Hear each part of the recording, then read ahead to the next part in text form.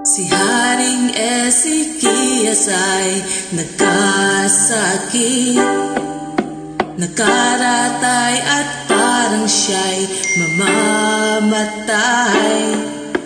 Dinalaw ni Isaias at ang sabi, kaharian mo'y ayusin pagkat ika'y mamamatay. Siya'y nagsumamot, umiyak sa Panginoon. Ako'y namuhay ng tapat at sumunod. Siya'y dininig at pinasabi kay Isaias, gagaling ka't mabubuhay ng 15 taon. Ayusin ang iyong buhay, malamang ngayon'y katapusan. Humanda sa paghatol sa korte sa langit.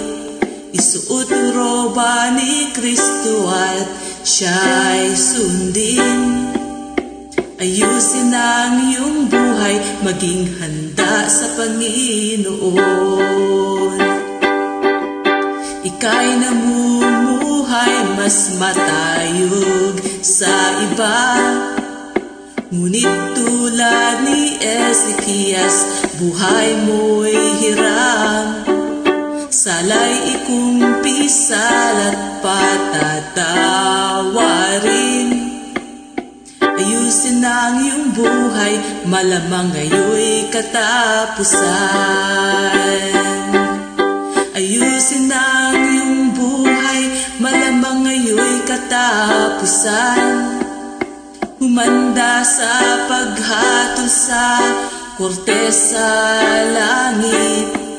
Isuot roba ni Kristo at siya'y sundin. Ayusin ang iyong buhay, maging handa sa Panginoon. Ayusin ang iyong buhay, malamang ngayon'y katapusan.